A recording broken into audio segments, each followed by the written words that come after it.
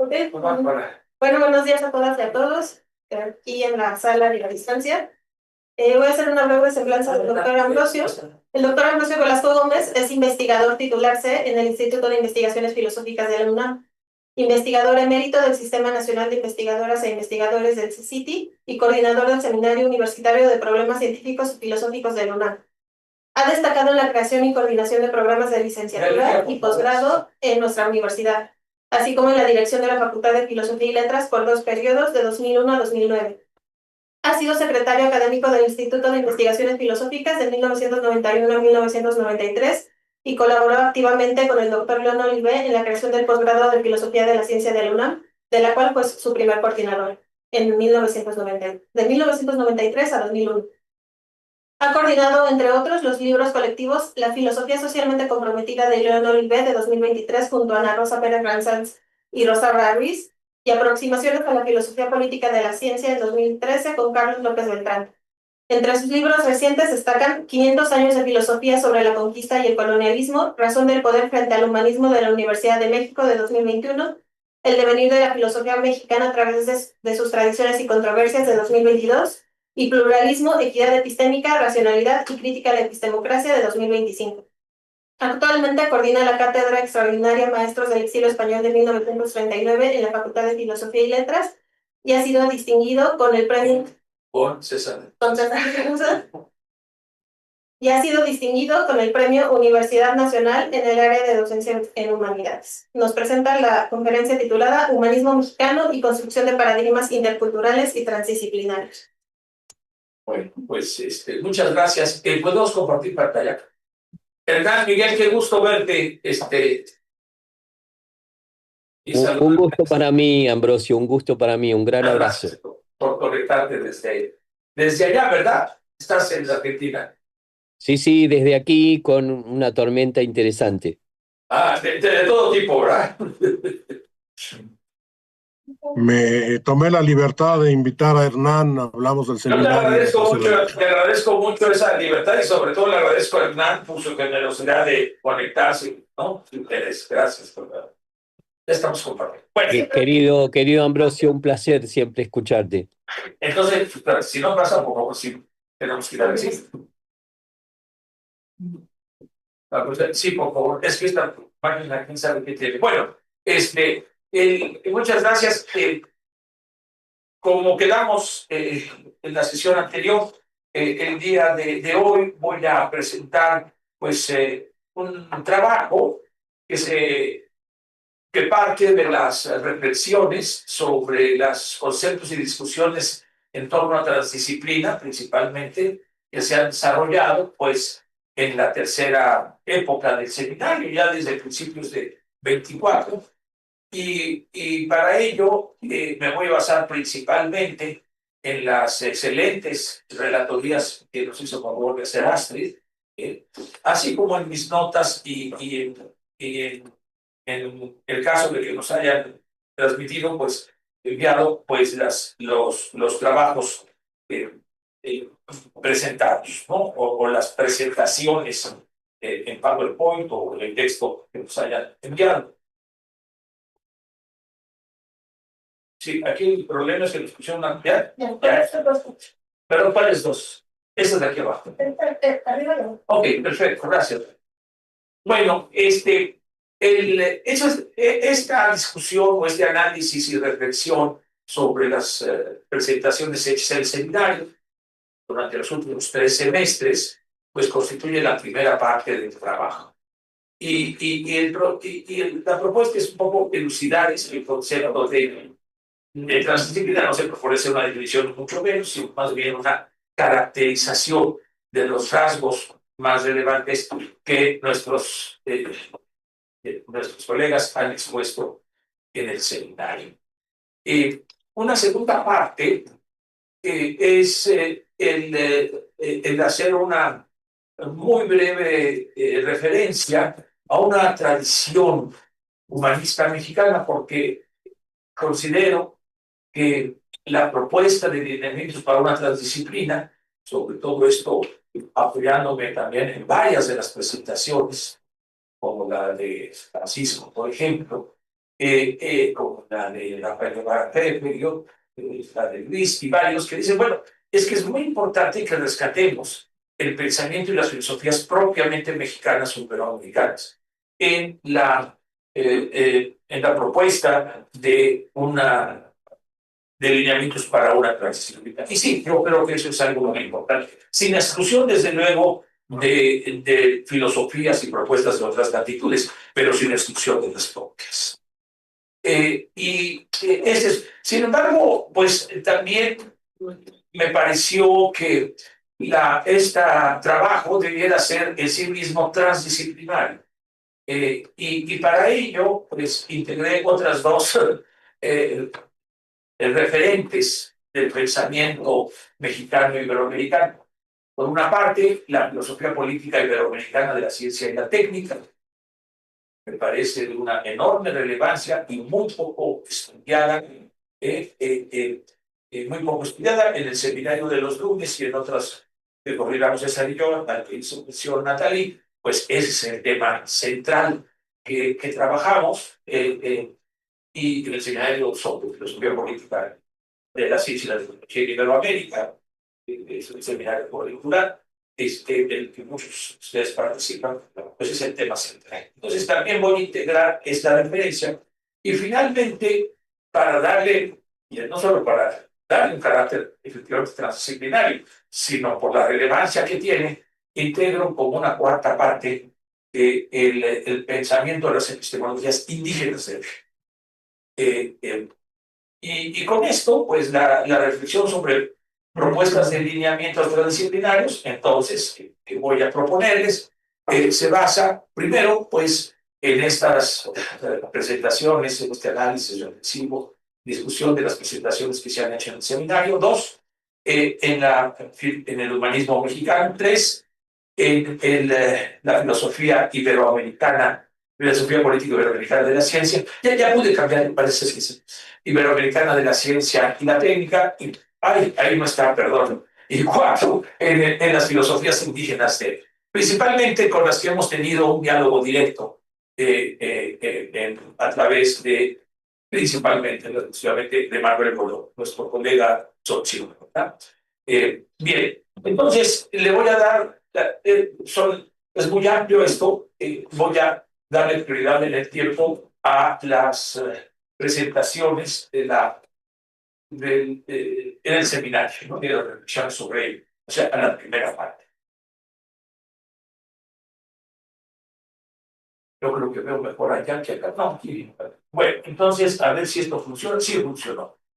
Ya he hecho la presentación, la introducción de esto, y ahora me voy a la parte 1, nociones transdisciplinarias. También ya he dicho que cómo elaboramos estas nociones, que me basé principalmente, aunque no exclusivamente, en las relatorías hechas por la maestra Astrid y, desde luego, revisadas por cada uno de los y las ponentes, ¿verdad? Agradecemos mucho a Astrid, su trabajo realmente ha sido de gran utilidad. Empiezo por casi, no sé si un orden cronológico estricto, pero casi. Empiezo por la presentación de José Luis. En la presentación del doctor José Luis Díaz, en su presentación, el doctor José Luis Díaz distingue entre disciplina, multidisciplina, interdisciplina y transdisciplina. Yo me voy a centrar sobre todo en transdisciplina, pero algunas veces haré referencia a algunos de esos otros conceptos. Y salvo que diga yo, bueno, obviamente está centrado en las ideas, y a veces digo desde mi punto de vista, considero que pues ya son reflexiones sobre lo que sustentan nuestros colegas. En la presentación del doctor José Luis Díaz se distingue entre disciplina, multidisciplina, interdisciplina y transdisciplina. Una disciplina se caracteriza por un campo. Tengo un tremendo problema de dislexia en la computadora, así que hay muchas erratas y además no las veo cuando las corrijo. Ahí está bien, muy bien, gracias. Gracias por ahí. Vamos a ir. Hola, Rocha, ¿cómo estás? Gracias. Gracias, Rocha. Entonces, estamos con José Luis Díaz. La disciplina se caracteriza por un campo objeto de conocimientos y una metodología bien definida y homogénea, que aborda fenómenos y hechos de manera reduccionista. Esta va a ser una tesis compartida por varios de los colegas, que la disciplina implica un reduccionismo de diferentes tipos, conceptual, ontológico, lógico, teórico. La multidisciplina es una juxtaposición de una o más disciplinas complementarias para la solución de problemas sin que exista un traslape de objetos, conceptos y métodos de las disciplinas. La interdisciplina sí ocurren traslapes de conceptos y métodos, generando innovaciones teóricas y metodológicas, por ejemplo, la química. La construcción de enfoques y campos interdisciplinarios requiere reconocer el concepto con humildad las limitaciones reduccionistas de las disciplinas aisladas. Este concepto, esta idea de humildad disciplinaria de José Luis me parece muy interesante. La transdisciplina contiene todas las características de la interdisciplina, pero refiriéndose a la etnofarmacología, a las ciencias cognitivas y a la neurociencia, José Luis señala que además de la participación de expertos en diferentes disciplinas científicas, también concurren, cito, otros actores sociales como doctores, literatos y chamanes, que aportaron saberes, métodos y prácticas para el abordaje de los respectivos objetos de estudio. Esta diversidad de conocimientos, este es un comentario mío, esta diversidad de conocimientos, saberes, métodos, etcétera, implica un verdadero diálogo intercultural que pone en tensión no solo los presupuestos teóricos, metodológicos y epistémicos de las disciplinas científicas y sus respectivas comunidades, sino también la cultura, el lenguaje, los imaginarios, las tradiciones. Estoy mezclando ideas de José Luis desde luego con mi interpretación, etc. Bueno, creo que en una palabra diría yo, pone en cuestionamiento el paradigma cognoscitivo fundado en las ciencias modernas, el paradigma de disciplinas. Entonces, bueno, sí hay una gran diferencia, creo yo, en la presentación de José Luis Díaz entre inter y transdisciplina, que quizás es lo más difícil de distinguir, ¿no? Y es que implicaría, ahorita lo vamos a ver en la siguiente exposición por Atocha, implicaría una, vamos a llamar así, ruptura, ¿no? Una ruptura epistemológica con los paradigmas disciplinarios. Y con esto digo una ruptura en cuanto a lenguaje, conceptos, métodos, etc. Bien, los que funcionen o no funcionan. Y bueno, esto es, ya no vamos a encontrar en lo que nos den aquí. No es malo. Bueno, lo que no funciona es mi dedo. Ese video. Voy a cambiar de dedo. Atocha Licera. La doctora Atocha Licera propone el modelo lacatosiano. Bueno, ya de comentarios si es lacatosiano o no. Ella dice que es un modelo lacatosiano del progreso científico en la investigación transdisciplinaria a partir del análisis filosófico del diagnóstico médico, como ejemplo paradigmático, y destaca las siguientes nociones. La transdisciplina, más que teorías o sistema de enunciados, están constituidas por problemas y prácticas que buscan solucionarlos a través de diversas metodologías. Aquí hace una conexión con Feyerabend. Bueno, aquí, en primer lugar, hay un cambio radical del concepto de ciencia, en cual, no solo del concepto de teoría, porque podemos tener diferentes conceptos de teoría. El concepto estructuralista de teoría no es enunciativista, no es un sistema de enunciados para la concepción estructuralista de Leibniz y Zuckes, pero sí son teorías. Aquí hay una posición que me va a dar en Kant. No necesariamente, aquí había que montar, me salto si es no necesariamente son teorías o no son teorías, lo cual pues significa diferentes cosas. Pero sobre todo aquí lo más importante, pero bueno, propone comunicar, no voy a comentar más porque si no me voy a llevar mucho tiempo tanto, Pero obviamente estas presentaciones son tremendamente esquemáticas y reductivas de lo dicho, ¿no? Estoy seleccionando, desde luego llevando agua al molino de la gran disciplina, pues algunas partes de las mucho más ricas presentaciones. Propone como unidad de análisis transdisciplinar, si no son las teorías, ni siquiera son los paradigmas, tampoco son los programas de investigación, aunque puede haber una analogía, Atocha marca cierta analogía entre el concepto de arquitectura de investigación, cuyo valor y función epistémica es primordialmente, así lo entiendo, heurística. Heurística. Esto es, esto enfocada al descubrimiento e innovación y no tanto a la verificación, corroboración o refutación de hipótesis y teorías. Al igual que los programas de investigación de Gágatos, una arquitectura de investigación, además de la heurística positiva y negativa, tiene un núcleo duro y refutable. Ya no hago referencias porque en esto se centró la discusión sobre todos los comentarios de Ana Rosa respecto a si respecto a lo problemático que resulta sostener la existencia de un núcleo duro y irrefutable, como hacen Ágatos en los programas de investigación. Creo que como resultado de esta discusión, finalmente Atocha, ya me corregirás Atocha, no insiste en el núcleo duro de la arquitectura de investigación. En todo caso, lo que aquí destaco es, primero, una concepción no enunciativista. Sí, hay criterios epistémicos claros, pero no son criterios epistémicos relacionados con la verdad, falsedad o verosimilitud de las teorías, sino con su pertinencia, relevancia, fuerza heurística para descubrir en un sentido o con un propósito eminentemente pragmático. Descubrir soluciones de problemas, ensayar soluciones. Y creo que este va a ser un rasgo distintivo de la transdisciplina, diferente de la interdisciplina, ¿no? Y desde luego de todas las disciplinas. La prioridad de lo heurístico y lo pragmático, la dimensión de lo heurístico y lo pragmático.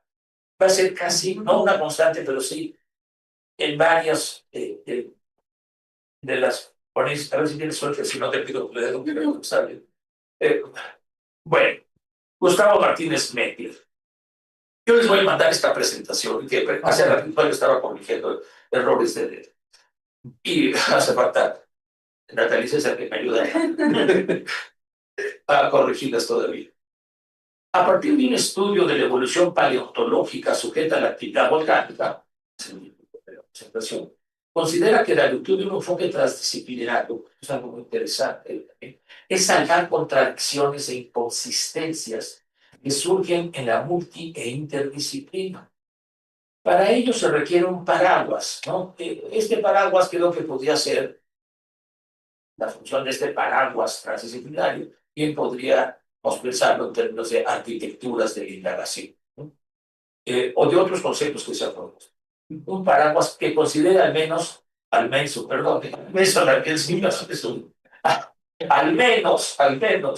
tres comportamientos fundamentales de la naturaleza. Que hay un cierto realismo, ¿no? Tres comportamientos fundamentales de la naturaleza que va a contrastar con lo que nos presentó Adrián, ¿no? Respecto al realismo, quiero decir. No linealidad, entendida como no proporcionalidad entre causa y efecto. A mi juicio, esto implica el reconocimiento de los límites de los métodos estadísticos, principalmente de regresión, los que son el principal caballo de batalla de contrastación de hipótesis en las ciencias naturales y sociales. Y con ello, pues el cálculo diferencial, ¿no? En el cual se basa la relación. Y bueno, si Newton tuvo que, bueno, hay una discusión, Leibniz o Newton, Javier Leibniz, para que no haya problema con Javier Echeverría, al contrario, yo creo que la razón, Javier Echeverría. Leibniz y después Newton, vamos a ponerlos, construyeron, inventaron o descubrieron el cálculo diferencial, fue como necesidad para el desarrollo de la ciencia moderna. Pues eso ya resulta hoy en día en la transdisciplina no tan esencial, ¿no? No quiere decir que no se puedan utilizar métodos de regresión, pero no son suficientes o corrijan menos matemáticos para realizar este tipo de metodologías no lineales. la no linealidad para desarrollar hipótesis bajo la realidad. Es decir, no hay proporcionalidad. No hay cuánto aumenta la variable dependiente cuando la variación de la independiente se aproxima a cero. No hay tangente, no hay proporcionalidad. Esto creo que es un concepto importante. La segunda característica es criticalidad, que son transiciones de estado en la termodinámica, como si el caso del paso del agua en estado líquido a vapor. Esta característica me parece análoga porque siempre la citan los defensores del materialismo dialéctico. Exactamente esta característica, incluyendo el de Botani, por ejemplo, ya lo mencionaba Luis Estrada en su presentación, pero me parece análoga a lo que plantea el materialismo dialéctico del salto de la cantidad a la de la cantidad a la calidad. No hay una proporcionalidad, pero de repente hay un brinco, ¿no? Un cambio de estado. Y finalmente la tercera complejidad entendida como multifactorialidad en diversas direcciones de causa-efecto y no homogeneidad. El efecto se puede convertir en causa y puede haber una, Mario lo representó en uno de sus esquemas, múltiples interacciones, causas, efectos entre diferentes factores, diferentes como multifactorialidad en diversas direcciones de causa-efecto y no homogeneidad de los fenómenos. Vaya, de nuevo, la homogeneidad, pues como veremos, como sabemos, es una característica distintiva de la ciencia moderna, a partir de Descartes, en la cual lo único que existe pues, son la existencia. Entonces, esta es, nos dicen por sus autores, Husserl, John Dewey, como este enfoque primordialmente matemático, basado en conceptos cuantitativos, movida a partir de Descartes, pues tiene como propósito una homogeneización total de la realidad. Lo único que hay realmente son magnitudes. Todas las demás cualidades pues son irrelevantes. Y bueno, pues aquí la no homogeneidad vuelve a introducir la diversidad de cualidades y de propiedades.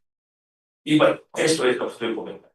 Finalmente, como se puede deducir de estos tres principios son incompatibles con los presupuestos ontológicos, causalidad lineal, y metodológicos, proporcionalidad y homogeneidad de la construcción moderna de la racionalidad científica, y por ello demandan la construcción de nuevos paradigmas cognoscitivos. Bien. Mario Casagrande destaca que las disciplinas constituyen la forma dominante de producción científica de carácter monoteórico, monometodológico, monoontológico, esto coincide plenamente con José Luis Díaz, que implican reduccionismos correspondientes, reduccionismos ontológicos, metodológicos. La orientación principal de las disciplinas es controlar el conocimiento a través de la educación y formación de profesionistas, que también pues, va a ser la función del paradigma, ¿no? en la construcción mundial. Por ello, Piaget define a la transdisciplina como una etapa superior que sucede a las relaciones interdisciplinarias. Estoy citando la cita de Piaget que hace Mario. Superior que sucede a las relaciones interdisciplinarias, que no solo cubriría interacciones o reciprocidad entre proyectos de investigación especializados, que sería la interdisciplina, sino que ubicaría estas relaciones dentro del mismo sistema social sin límites firmes entre disciplinas, ¿no? Si hay, la transdisciplina transforma de nuevo las disciplinas, convirtiéndolas en disciplinas borrosas, ¿no? Con fronteras borrosas. Según Piaget, Mario Casanova amplía y esclarece esta idea de transdisciplina de Piaget, distinguiendo 4 facetas de los sistemas transdisciplinarios, 3 de los cuales, nos dice, corresponden a 3 tipos de conocimiento propuestos por Aristóteles. Episteme, en la fase del episteme, referente a teorías, modelos conceptuales, cuadros y diagramas; la tecné, que estabiliza sistemas empíricos; la frónesis, que va a resultar, según Mario, la más importante de estas facetas. La frónesis son los tipos La distinción clásica aristotélica de los tres tipos de conocimiento.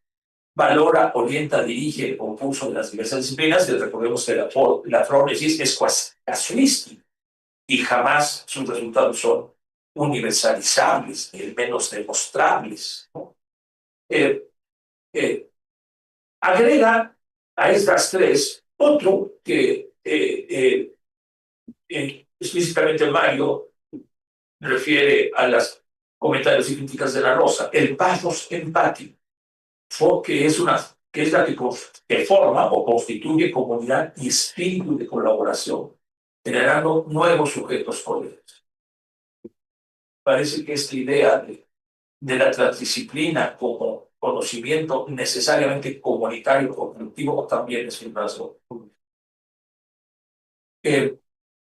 Especialmente lo que él llama sistemas de redes distribuidas. Quizás ahí está proponiendo este concepto, es un concepto bastante complejo. Traté de explicarlo, pero me llevé como 2 cuartillas y no sé si estaba bien explicado, es que mejor no tengo explicación. Y, digamos, en sistemas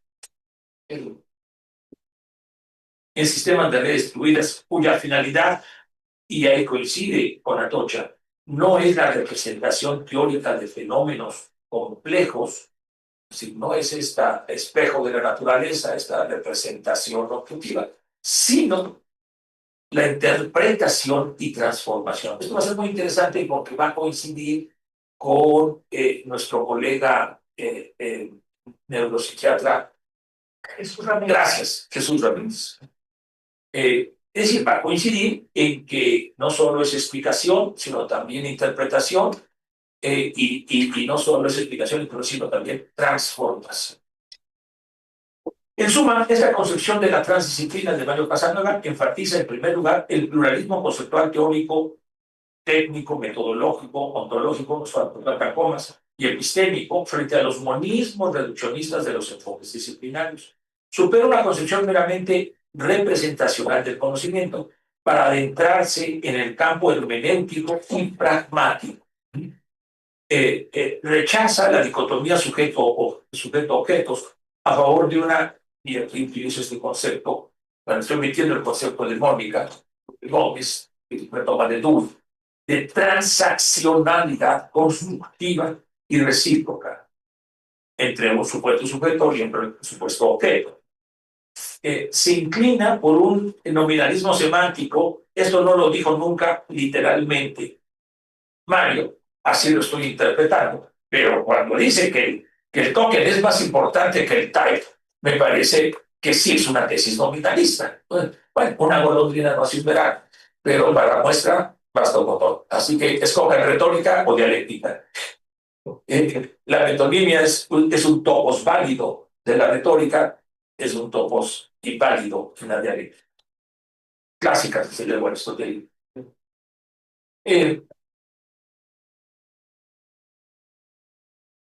se inclina por un nominalismo semántico ontológico, frente a universalismos homogenizantes y reduccionistas abstractos, en la que el type predomina sobre el token. Bueno, esos son conceptos persianos, pero solo los utiliza, ya me dirán las especialistas en Peirce si eso implica un nominalismo. Creo que sí. Lo cual no niega realismo. La realidad está constituida por particulares. Eso es un tipo de realismo igualmente válido como, bueno, perdón, creo que mucho más adecuado para la transdisciplina que un realismo de universales. Vamos a hablar más adelante de ellos. Lo cual asume, ¿por qué? Porque asume una ontología plástica y dinámica sin clases naturales fijas y la valoración de la diversidad de lenguajes, no solo conceptuales, sino también pictogramas, diagramas, signos naturales. La teoría de nichos sería un ejemplo paradigmático de la concepción compleja de la transdisciplina. Bueno, es un resumen apretado de lo expuesto por Mario. Voy a meter un poquito de velocidad, ya no voy a contestar tanto por ese.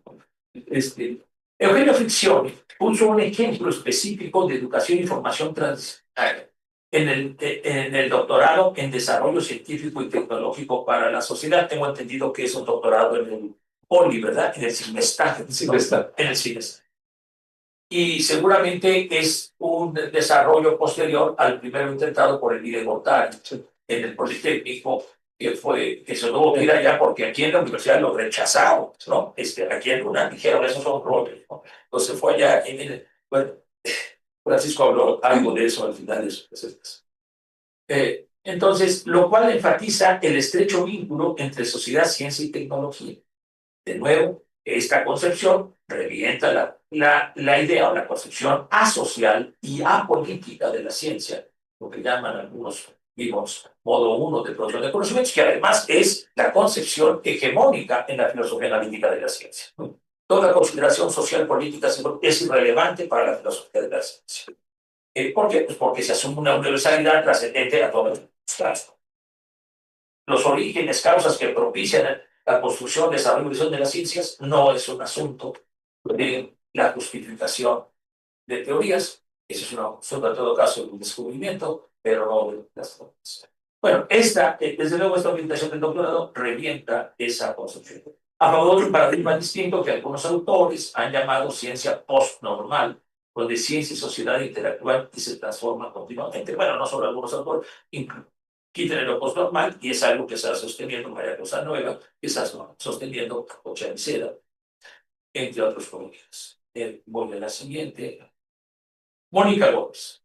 Bueno, Mónica Gómez se va a centrar en las relaciones entre ciencias sociales y naturales a partir del concepto de transaccionalidad de Dewey, como una propuesta específica de transdisciplina. Este concepto supera, de nuevo, de la separación sujeto-objeto. Res cogitans es extensa como presupuesto de la ciencia moderna y de la racionalidad de teorías científicas, cuyo criterio básico es: mientras mayor sea la separación entre sujeto y objeto, más racional y objetivo es el pensamiento como espejo de la naturaleza, ¿no? Recordemos la primera regla del método sociológico de Durkheim, ¿no?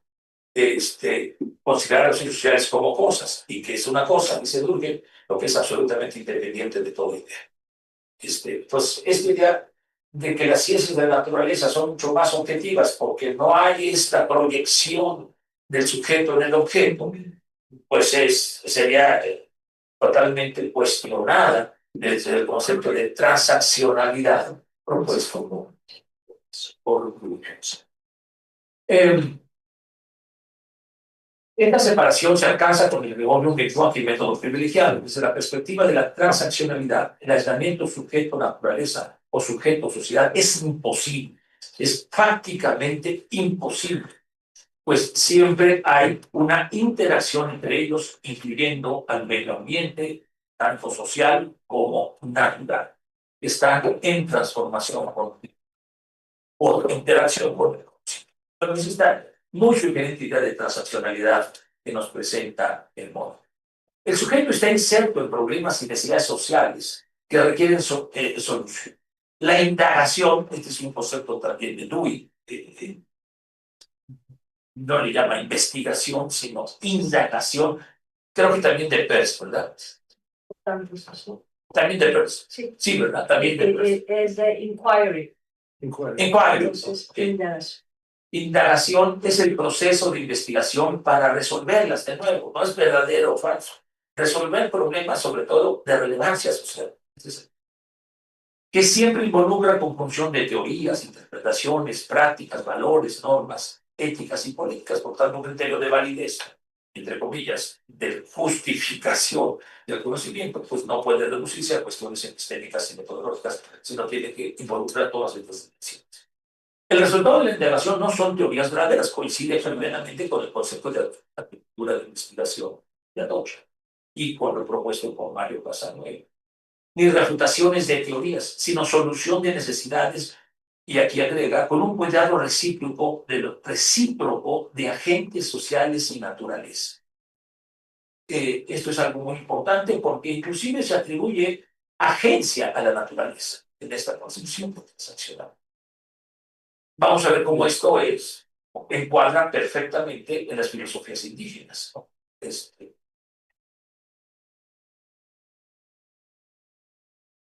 Que siempre ocurrió de teorías de indagación, perdón, de indagación ni refutaciones de teorías, sino soluciones. Discúlpenme, es que me pierdo el texto. Esto es una concordia, aquí ya estoy metiendo conceptos de las filosofías indígenas, concordia, una concordia, sujeto, sociedad y naturaleza, que es el principio básico del buen vivir en las concepciones de los pueblos indígenas. Ejemplo de la indagación transdisciplinaria orientada a la armonía son los sistemas agroecológicos de las chinampas. Mónica coordinó recientemente y publicó un libro muy interesante sobre la chinampería, sobre las chinampas. Entonces, un ejemplo de indagación interdisciplinaria son pues, los sistemas agroecológicos de las chinampas en la que concurren conocimientos científicos, con narraciones y prácticas populares muy diversas que contribuyen a la solución de problemas comunitarios con respeto a la naturaleza. Pues es que, como ven, hay muchísimas contribuciones y muy originales en las ponencias, ¿no? A esclarecer esta idea. Bueno, Vivet García Beister estudia las interacciones entre ciencias, sociedad y naturaleza en los estudios de genética, en los campos de la biomedicina y las ciencias forenses. Si biomedicina y ciencias forenses serían ejemplos de transdisciplina. Considera estas investigaciones como ejemplos, de interdisciplina, sé que dice, estoy ya agregando cosas, de interdisciplina, genética, derecho, antropología, sociología. Un acontecimiento importante en este campo de estudios es la publicación de 2001 de la secuencia definitiva, bueno, no sé si es más actualizada, ya vemos de así, para no hablar de la secuencia más actualizada del genoma humano, que muestra el argumento de la igualdad y el de la diferencia. El primero refiere a que los seres humanos somos genéticamente idénticos en un 99%, con lo cual se refuta la existencia de razas. Sí, las razas, el concepto de raza, en el mejor de los casos, es vacío y en el peor es racista. Por eso la UNESCO aconseja desechar el concepto de raza. Yo expuse esto en el Consejo Universitario, me chiflaron, que teníamos que cambiar el lema universitario, pues porque el concepto es vacío racista. Ahí está, pueden ver ustedes el abucheo la sesión del Consejo Universitario. El argumento de la diferencia es que el 0.1% de diferencias influye significativamente en diferencias de propensiones a enfermedades. Esto es un ejemplo muy claro de lo que ya decía Gustavo, ¿no? No hay proporcionalidad de causa y efecto. El 99% es compartido y no obstante, el 0.1% puede tener consecuencias de una enorme diversidad.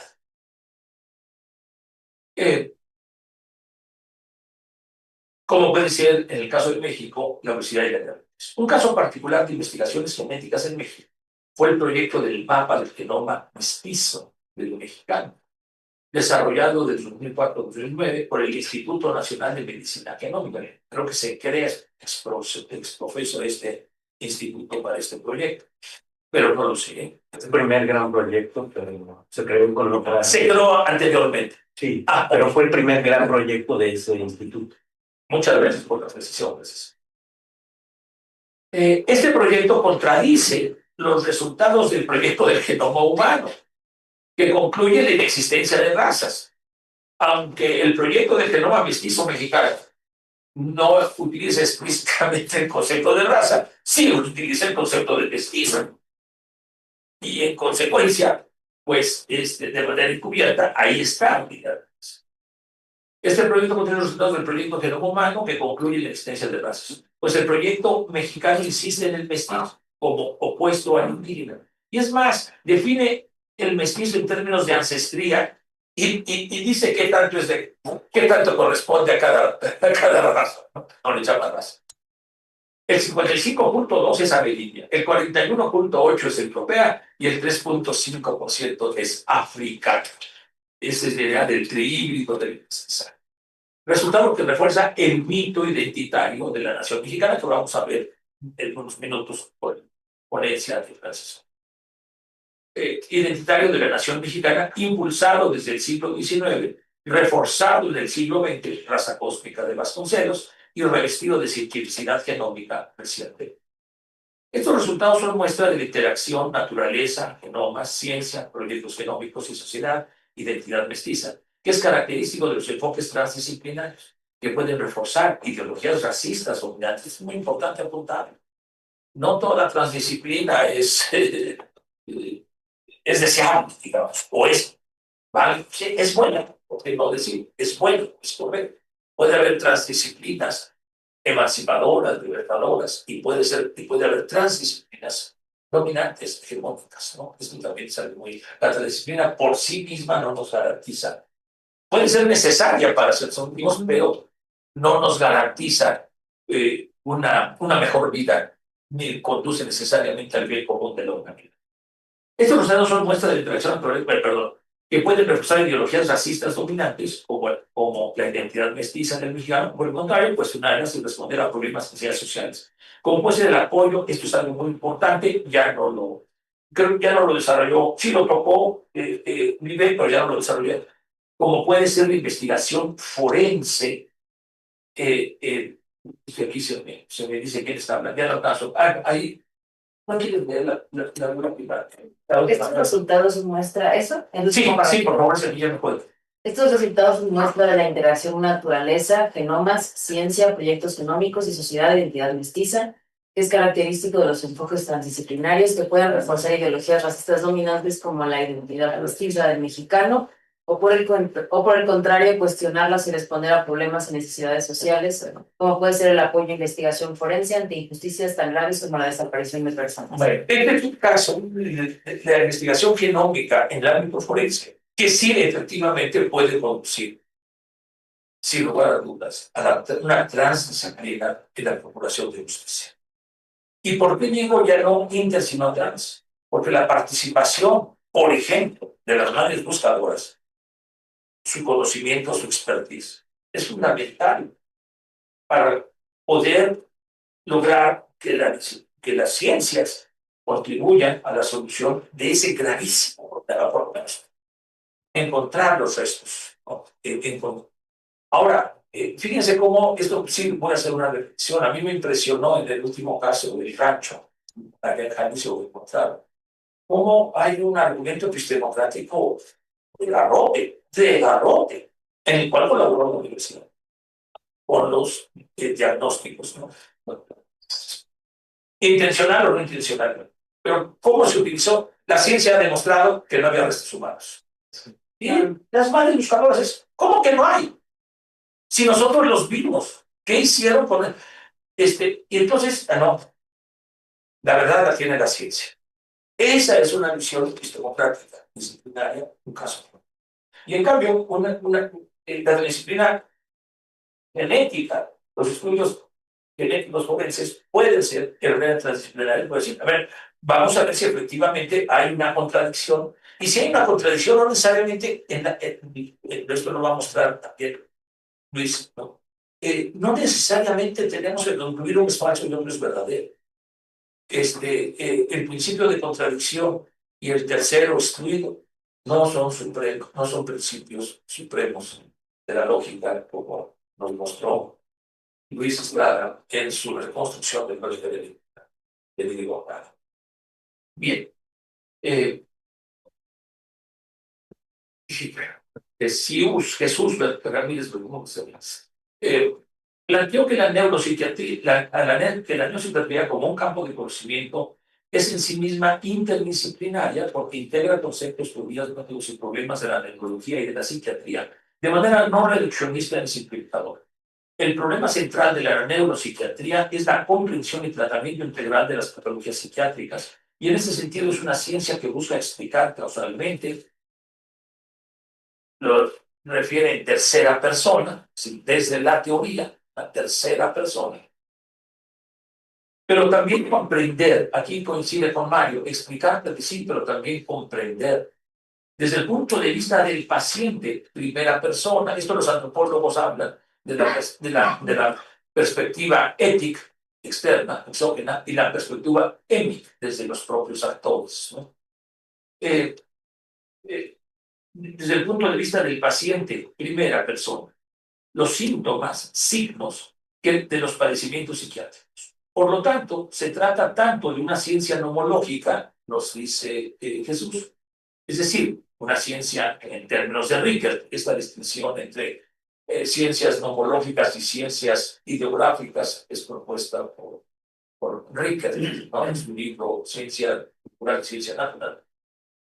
Explicación de las ciencias nomológicas que buscan explicaciones teóricas con base en leyes, explicación y predicción, pero también una ciencia ideográfica que en realidad es la aproximación hermenéutica, que busca interpretar el significado específico concreto en cada caso, según el punto de vista del agente, o en este caso del paciente. Así se integran dos grandes tradiciones, yo diría también paradigmas de la filosofía de las ciencias humanas. La naturalista, que corresponde a las ciencias naturales, lógicas, cuya finalidad principal es la explicación y predicción con base en leyes causales, por subsunción de la diversidad de padecimientos, leyes generales, y por otra parte, la tradición hermenéutica, que se propone comprender la especificidad de cada caso, de cada patología, en cada paciente, y no pretende generalizaciones ni subsumir la diversidad de pacientes. Bueno, esto lo está estudiando también Natalie en su tesis doctoral. No específicamente en la neuropsiquiatría, pero es un caso que se puede extender a la medicina. La medicina centrada en enfermedades o centrada en pacientes. Esto es algo, marca una diferencia radical. Estos dos enfoques persiguen fines epistémicos diferentes y hasta opuestos, aunque no contradictorios. Aceptación y comprensión, que continuamente entran en tensión y cuya solución está en el tratamiento exitoso de la patología. De nuevo, aquí hay una solución pragmática. Lo importante es que el paciente recupere su salud psíquica, más allá de si son verdaderas o falsas soluciones. Ok, en ese sentido, la neuropsiquiatría es una ciencia teórica, una ciencia interpretativa, así como una ciencia médica y un arte del cuidado de las personas. En mi opinión, la integración de diferentes paradigmas cognitivos y diferentes formas de conocimiento en la neuropsiquiatría es lo que constituye su carácter transdisciplinar. Además, la importancia de la primera persona, esto es del autoconocimiento, los sentimientos y emociones del paciente, así como las interpretaciones que el paciente hace de sus propias patologías, necesariamente introduce una perspectiva pluricultural que va más allá de las disciplinas académicas, pues la interpretación que el paciente hace de sí mismo involucra siempre su concepción del mundo, para ser más preciso, en términos de los enfoques fenomenológicos de la sociología, el mundo de la vida social. Bueno, esto es lo referente a Jesús. Vamos con Adrián. En su trabajo sobre la teoría de los sistemas sociales de Niklas Luhmann, coinciden algunos puntos con Jesús Ramírez, especialmente en cuanto al carácter no reduccionista de la inter y transdisciplina, aunque en Luhmann no queda claro la distinción entre inter y transdisciplina. No digo que no lo expuso claramente, sino desde mi punto de vista en Luhmann. ¿Y por qué no? Bueno, sobre el no reduccionismo, cita de Luhmann que hace el rector Adrián Hamburger. Esta orientación hacia la transdisciplinariedad no significa que el orden social sea reducido a hechos psicológicos, biológicos y fisiológicos mediante un procedimiento reduccionista, y mucho menos que se argumente con energías físicas, biológicas y psicológicas. Se trata de distinciones y constituyen una nueva síntesis teórica, a fin de la cita, se trata de distinciones y constituyen una nueva síntesis teórica, vuelvo a repetir, que conforman los sistemas sociales emergentes y autopoyéticos. No me daba tiempo, porque igual la complejidad de Luhmann es grande, de tratar de explicar qué significa emergentes y autopoyéticos. Esas distinciones no son representaciones de aspectos, objetos o hechos sociales, sino que constituyen, cito de nuevo, un marco conceptual que permite trascender las concepciones sustancialistas de la realidad. Esto me parece de lo más importante. Este antisustancialismo, de nuevo, de la concepción transdisciplinaria de Luhmann. Como se verá más adelante, esta tesis antisustancialista, defendida también por Pablo González Casanova respecto a la formación de conceptos de las comunidades indígenas, seguro no voy a llegar a Pablo González Casanova, sí lo tengo aquí, pero no voy a llegar. Por Ulises Molines, creo que tampoco voy a llegar a Ulises Molines, en su principio VIPS, ¿no? Que me parece importantísimo, el valor intrínseco de la la unidad del ser, en la que existe. Nosotros forjamos los conceptos y los imponemos a eso que llamamos realidad. Inclusive los conceptos matemáticos son forjados por el sujeto, por el científico. Bueno, como dices Bulines, y también por Mario Casanueva, es en realidad, a mi juicio de ver, un principio básico del nominalismo clásico de Occam, sustentado, entre otros, al principio del humanismo mexicano, espero llegar a ser algo de él, por Alonso de Lebratús, en el sentido de que los conceptos universales son ficciones del pensamiento. Lo mismo va a decir Wittgenstein, obviamente, es el nominalismo. Ficciones del pensamiento que sirven para la comprensión por analogía de los entes particulares. Vemos una tesis central del nominalismo de Occam, creo que todo el nominalismo es que todo lo real es particular, ¿no? En ese sentido, los universales son vacíos.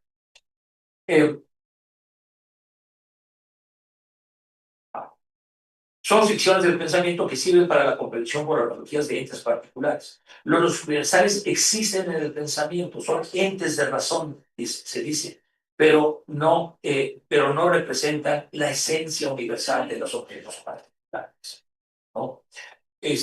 Sin embargo, y aquí viene una crítica en Luhmann,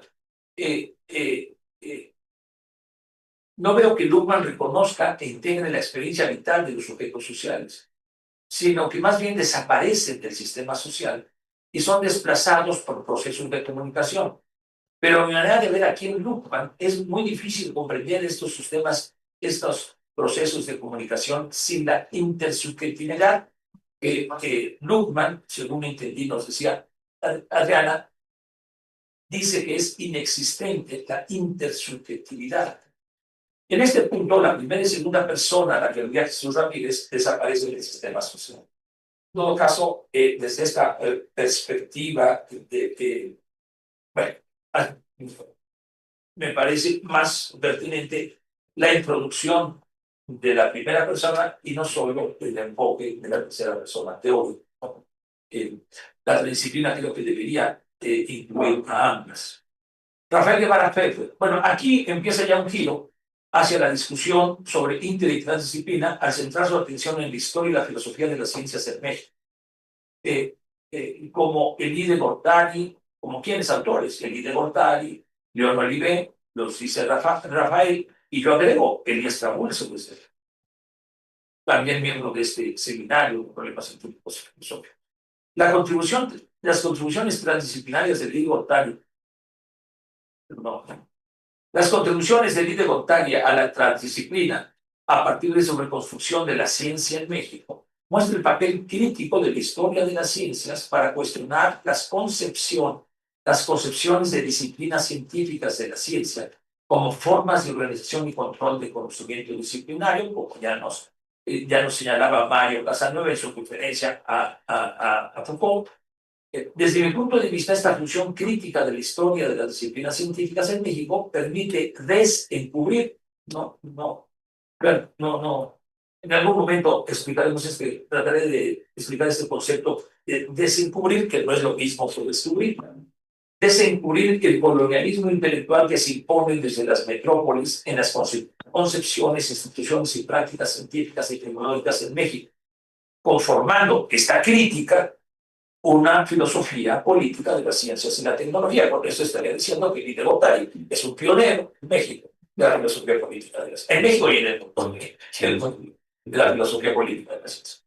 De acuerdo a Rafael Guevara, el propósito principal de la crítica histórica de las ciencias es incidir en el cambio de las concepciones prácticas y políticas científicas. Aquí está, no solo si son correctas o incorrectas, si hay evidencia histórica de esas interpretaciones, sino cómo estas interpretaciones, además del sustento historiográfico que puedan tener, pueden incidir en el cambio, en la transformación de políticas científicas y en las nuevas instituciones educativas de ciencia y tecnología.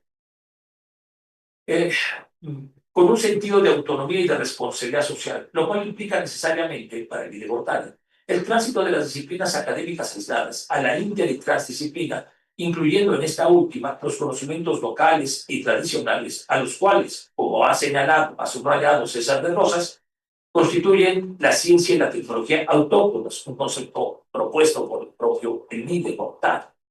que deben integrarse, según el INE Gortari, con las ciencias y tecnologías predominantes globalmente, pero siempre desde una apropiación y síntesis autónoma, como enfatizaría el antropólogo Bonfim Batalla. Bien, Luis Estrada.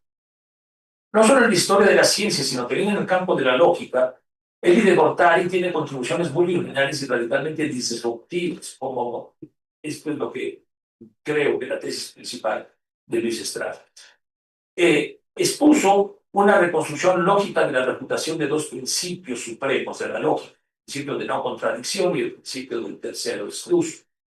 Sin entrar en los rigurosos detalles formales, muy claros, por cierto, de una claridad impresionante, de tales refutaciones, lo más relevante a mi juicio de esas refutaciones es la necesidad de reconocer la pluralidad de sistemas lógicos. Creo que Atocha también en otras ocasiones ha hablado del pluralismo lógico, incluyendo sistemas como la lógica dialéctica de Vide-Gortari, que desafían principios que se asumen o se asumían universales y necesarios para todo razonamiento lógico, lógicamente válido, y que no los cumpla es irracional, está mal, no tiene idea de la argumentación lógica. Bueno, lo que está mostrando es que estos principios que se consideran así supremos son refutables, y puede haber sistemas lógicos y razonamientos lógicos en contra de estos principios, que no respeten esos principios lógicos. Esto me parece ya lo más radical del pluralismo, ¿no? El pluralismo lógico incluso pone en cuestionamiento los principios supremos de la lógica. Considero que este pluralismo lógico es indispensable para promover enfoques transdisciplinarios que contengan contradicciones internas de carácter conceptual o metodológico, y no solo tensiones internas entre opuestos. Con ello, el pluralismo incluyente adquiere una jerarquía epistémica superior, no solo al ideal deductivo de las teorías científicas, a este ideal, si tengo por ahí una cita de Husserl, ¿no? El ideal de la ciencia moderna, a partir de un conjunto de leyes, deducir la totalidad vía explicación nomológica del universo, de los acontecimientos. Este sistema ya no es un ideal de las teorías científicas, sino también ni siquiera la sistematicidad y coherencias rígidas. El pluralismo lógico radical, como el que sustenta el Vide-Gortari, es necesario, digo yo, para una plasticidad de los procesos de investigación transdisciplinaria. Y creo que en esto coincidiríamos con lo ya señalado por Atocha, no del anarquismo, sino del pluralismo metodológico. Bueno, no solo es aquí vamos un paso más, no solo se trata de un pluralismo epistémico, pero sigue un pluralismo lógico. Francisco Vergara, creo que esta es la más apretada, perdón, de las citas. La presentación se enfoca en la transdisciplina, sí, sobre todo porque puedo dialogar un poco más desde la antropología, entonces aquí voy a revolver un poco, disculpa Francisco, en el ámbito de la etnobotánica y también responder a la extensión de las reseñas. Creo que la de Francisco es la más extensa. Entonces trato de eliminarlo menos, no es otra cosa así. También Francisco Vergara se enfoca en una concepción de indigenismo propuesta en la antropología social por Alfonso Caso y Aguirre Beltrán, que se proponen como tarea principal de la antropología social, que es equivalente a la antropología cultural, la comprensión y construcción académica del mestizo, tanto en raza como en cultura, para lograr la unificación cultural de México como nación. Este problema es análogo, es evidente, fue tratado por la doctora Vivet García respecto al mestizaje en el campo de las ciencias tróficas. Frente al indigenismo, Francisco Vergara presenta los orígenes y desarrollo de la etnobiología y la etnobotánica en México como un campo transdisciplinario que desde la disciplina, desde la medicina prehispánica hasta el presente ha tenido una fuerte componente de conocimientos indígenas. Esto es en términos de Vide-Gortari, podemos decir, ciencia y técnica autónoma, que se han integrado con conocimientos, con otro tipo de conocimientos. Ejemplos paradigmáticos de esta temprana etnobiología y etnobotánica son los trabajos de Cruz, Badiano, Chambul y Francisco Hernández en el siglo XVI. Muy interesante con estas descripciones que nos hizo, o análisis que nos hizo Francisco. Al igual que estos trabajos pioneros de la etnobotánica, me voy ahora al siglo XX, en este arco, no estoy diciendo que es exacto, pues estoy saltando en el arco del siglo XVI, el siglo XX.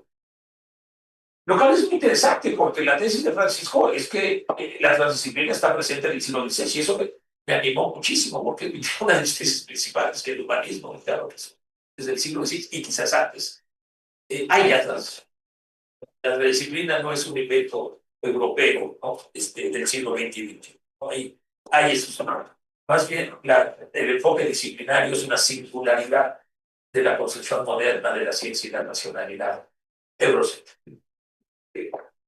Todo esto que estoy diciendo a propósito, pues ojalá nos presentes pronto tus trabajos sobre la química y los conocimientos tradicionales en la química. Bueno,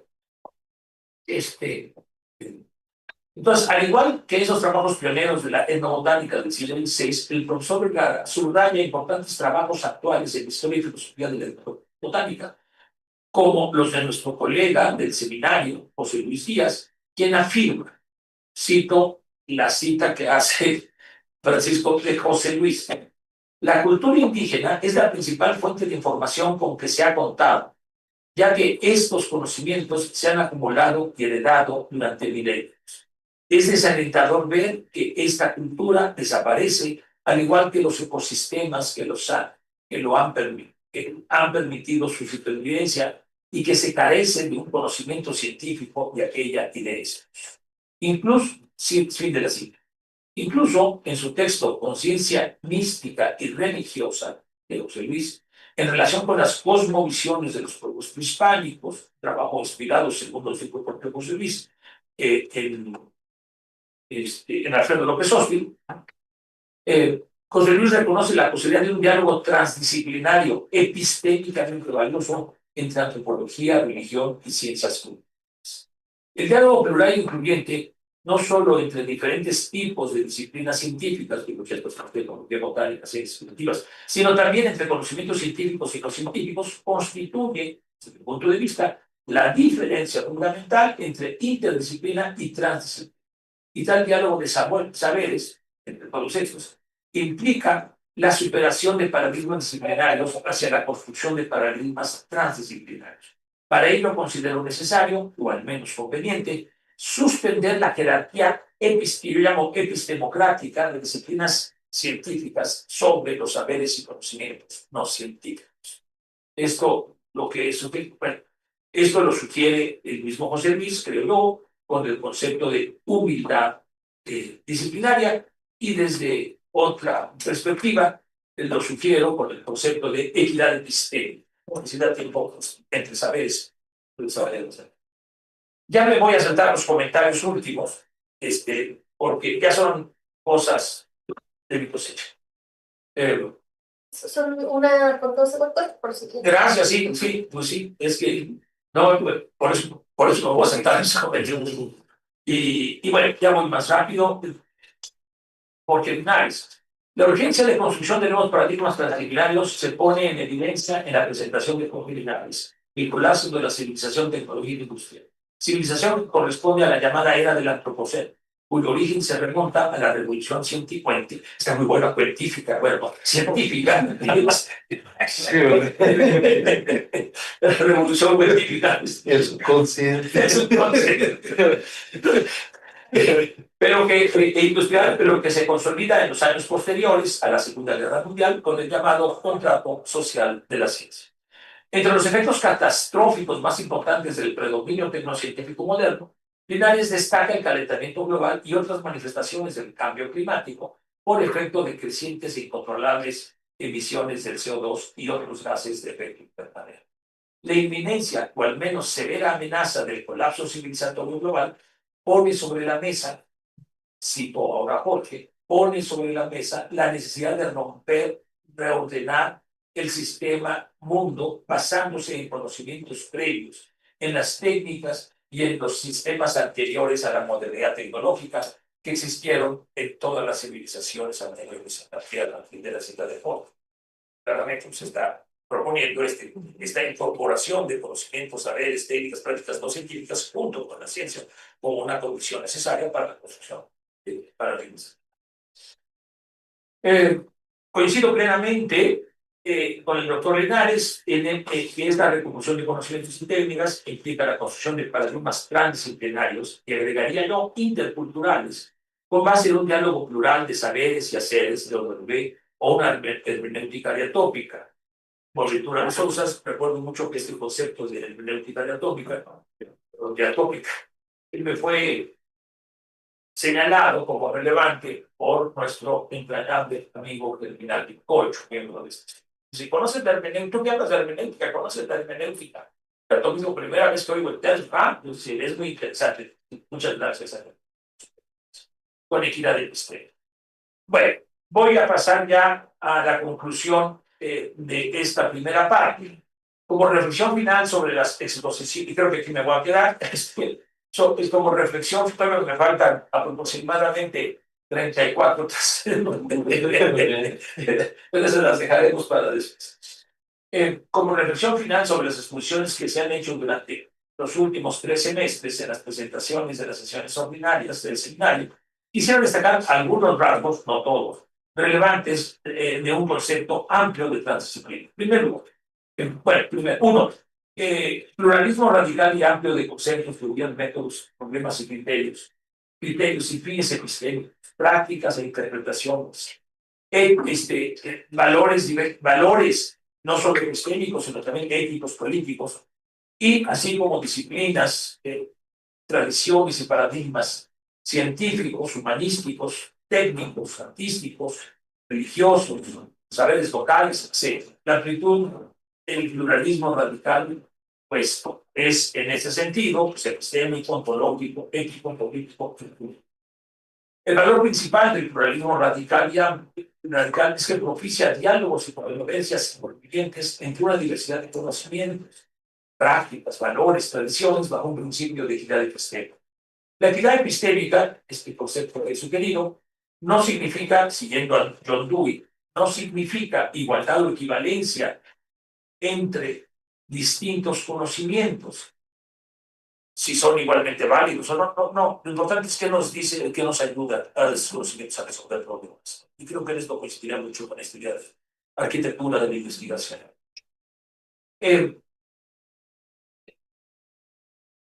Equidad epistémica, diferentes puntos de vista, incluso opuestos contradictorios o inconmensurables.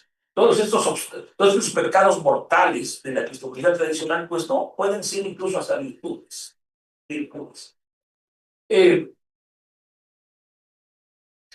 Cada vez que ya voy a contar.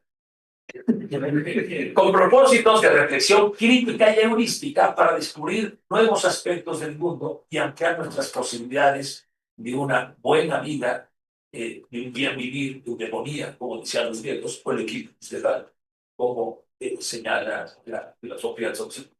El diálogo intercultural, además del pluralismo y equidad epistémica, requiere lo que señala José Luis Díaz, humildad disciplinaria. Y agrego, eliminación de jerarquías epistemocráticas, deliberación comunitaria amplia, pasos que forman la comunidad plural que nos habla Mario Casanueva y participativa, esto es democrática, libertad y creatividad. El diálogo plural entre saberes y conocimientos con equidad epistémica necesariamente tiene un carácter intercultural que no aspira a la unificación ni universalización de culturas, como plantearía, por ejemplo, Habermas o incluso Dada, o de teorías, como ha sido característico de la civilización moderna, sino a la persistencia y enriquecimiento de la pluralidad de culturas y concepciones. Ya no me da tiempo de hablar del principio Biggs, ¿no? Pero de Ulises Núñez, pero lo quiero enunciar. Dice Ulises que ese es un principio metafísico que ha guiado toda su filosofía desde sus primeros años de filosofía hasta el actual. Y el principio es muy sencillo. La pluralidad en todos los ámbitos, incluyendo la pluralidad de ser, es algo valioso que es necesario preservar y promover. No me olvido. Una cosa, Es incluyendo la pluralidad ontológica. del ser. Del ser, claro, sí. Ya, eso Sí, sí, sí. lo que no escuché. Él sí es si es realista, defiende un realismo de pluralidades de pluralidades de realidades. Ya no me da tiempo desde luego lo vamos a explicar, pero aquí está este principio que es muy importante, que también a su manera sostendrían, hay que decirlo, no con tanta radicalidad, no con tanta radicalidad como Ulises Pires. El diálogo, el diálogo cultural, sí, ya me perdí, ¿qué iba? Cinco. Gracias, gracias. Cinco. La realidad requerida para la transdisciplina es eminentemente dialógica y edificante. No se exigen demostraciones o comprobaciones contundentes, tampoco no se exige, sino formación de acuerdos interculturales sobre consensos y disensos razonables. Los acuerdos no solo son sobre consensos, también sobre disensos. Y tan importantes son los acuerdos sobre consensos como disensos, ¿no? Porque el pensamiento disruptivo, o el disenso, como nos diría Javier Muguerza, es incluso más importante que el consenso. No, los consensos también son necesarios, importantes, pero siempre se ha fijado el consenso sobre el disenso. Lo que se propone aquí en la transdisciplina, pues es una tensión continua, un ir y venir entre consenso y disenso. Y disensos razonables que preserven la diversidad para promover la vida buena o buen vivir de todas las personas, pueblos y naciones. Consecuentemente, la racionalidad no puede reducirse a un concepto epistémico, sino necesariamente debe integrar también aspectos éticos, políticos y estéticos, lo cual, en opinión de Alfredo Marcos, corresponde a la racionalidad prudencial. Y creo que también, Mario, me corregirás en tu propia opinión. La prelación de la racionalidad prudencial y por lo tanto casuística, comunitaria, de deliberación colectiva, sobre cualquier otro tipo de racionalidad, incluyendo, desde luego, las racionalidades metodológicas que pretenden demostración. Finalmente, la transdisciplina requiere ontologías flexibles y cambiantes opuestas a todo esencialismo o sustancialismo. Y en ese sentido, el nominalismo resulta afín para el diálogo o integración de conocimientos. Bueno, aquí me paro porque apenas es la primera parte de la presentación. Lo más importante es, creo que era la más importante, la que más me interesa. Ya en otra ocasión, pues, cuando haya oportunidad, pues presentaré propuestas de cómo veo yo que el humanismo encarna las tradiciones también de más de 5 siglos. La filosofía iberoamericana de la ciencia y las filosofías indígenas refuerzan, enriquecen, apoyan esta propuesta de lineamientos para la construcción de paradigmas transdisciplinarios. Muchas gracias.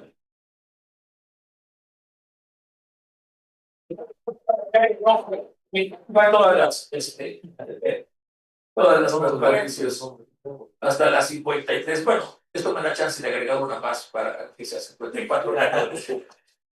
Gracias. Sí, por favor. Por favor. Sí. Y si gustan, podemos hacer tres preguntas, una persona presencial, una que esté en Zoom. ¿Tienes un papelito? Una hojita. Sí. ¿Tienes una hojita blanca que está la sobrando? Mi presentación que la puedes eliminar más fácil. Gracias. Entonces aquí levantó la mano Aste. Luego en Zoom está. ¿Quién pidió primero? Ya no vi. Mario. Y después creo que pidió primero el doctor Miguel Zapata y continuamos. Entonces, por favor. El doctor José Luis Díaz pidió la mano primero antes que Mario. Entonces después de primero el doctor José Luis. Exacto. Ajá, el doctor Miguel Zapata. Y seguimos. Da lo mismo el orden, como ustedes nos lo concedan. Mira, yo preferiría, si les parece bien, porque me interesan escuchar todas, y todas. Sí, porque si no, empiezo a contestar tres y ya me... y ya se acabó ese video. Bueno, ya noté a los que han levantado hasta ahorita, hasta la doctora Socha. Pero el orden... Sí, va Astrid, el doctor José Luis, Miguel, Mario Casanueva y usted, doctora. Y Genial. Entonces, Astrid, por favor. Tengo una pregunta solo Yo sobre... le damos conocedora de este asunto, porque pusiste el material. Claro, puede ser. ¿Cómo pensaría usted que se podría delimitar la deseabilidad de la transdisciplina? Y porque pienso que la deseabilidad muchas veces apela al universal, siguiendo como esta tesis nominalista, el universal es vacío. Y si apelamos a las particularidades, pues en las particularidades hay tensiones entre el consenso y el disenso. Y si se va a apelar a un pluralismo, pues parece que el deseo también debería de ser pluralista. Pero entonces, ¿cómo establecer cuál va a ser como el motor que va a mover a la transdisciplina? Y si es posible saber esa deseabilidad a priori, o más bien la transdisciplina sucede y posteriormente decimos que su núcleo y sus consecuencias la vuelven algo deseable o indeseable. Esa sería mi... Ok. Doctor José Luis, por favor.